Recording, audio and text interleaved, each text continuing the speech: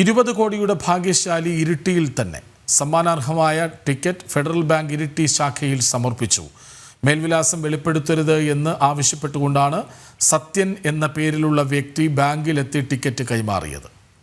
വിവരങ്ങളുമായി മിഥുൻ ഒപ്പം ചേരുന്നു. മിഥുൻ, ഈ സത്യൻ എന്ന പേരുള്ള നിരവധി പേരുണ്ടാകും, അതുകൊണ്ടാവും തൻ്റെ മേൽവിലാസം പുറത്താരും അറിയരുത് എന്ന ഉപാധി വെച്ച് ബാങ്കിലെത്തി ടിക്കറ്റ് കൈമാറിയത് അല്ലേ?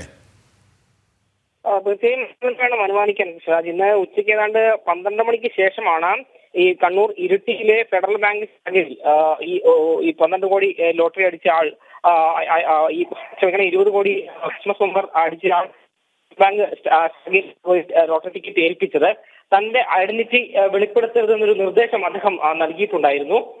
അതിൽ പറയുന്നത് ഈ ഫെഡറൽ ബാങ്ക് അധികൃതരോട് കൃത്യമായി അദ്ദേഹം പറയുകയും ചെയ്തിട്ടുണ്ട്, തന്റെ പേരോ മറ്റു അഡ്രസ്സോ കാര്യങ്ങളോ ഒന്നും തന്നെ പുറത്തുവിടരുത്. കാരണം മുന്നേ ഇത്തരത്തിൽ ഈ ക്രിസ്മസ് ന്യൂ ഇയർ ബമ്പർ അടിച്ച ആളുകൾക്ക് ഐഡന്റിറ്റി വെളിപ്പെടുന്ന ഒരു സാഹചര്യം ഉണ്ടായ സമയത്ത് ദിവസവും ആളുകൾ വീട്ടിലേക്ക് സഹായം ചോദിച്ചു വരുന്നൊരു അവസ്ഥയുണ്ടായിരുന്നു.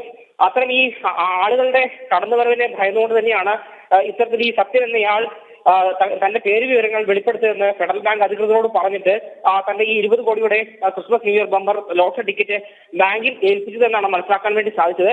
ഇന്നലെ ഈ ലോട്ടറി ടിക്കറ്റ് വിറ്റ ഏജൻസി തന്നെ വ്യക്തമാക്കിയിരുന്നു, സത്യൻ എന്നൊരാളാണ് ഈ ലോട്ടറി ടിക്കറ്റ് വാങ്ങിക്കൊണ്ട് പോയത്. പക്ഷെ അയാൾ എവിടെയാണ് എന്ന് അറിയില്ല എന്നൊരു കാര്യമാണ് ഈ ഏജൻസി പറഞ്ഞത്. ആ കാര്യം ഇപ്പോൾ സത്യമായിരിക്കുന്നു എന്ന് തന്നെ പറയേണ്ടിയിരിക്കുന്നു ഷിറാജ്. യെസ്, സത്യനാണ്, പക്ഷേ മേൽവിലാസം വെളിപ്പെടുത്തുന്നതിൽ അത്ര സത്യസന്ധത കാണിക്കുന്നില്ല. ഏതായാലും ഭാഗ്യവാൻ മിഥുനാണ് വിവരങ്ങൾ നൽകിയത്.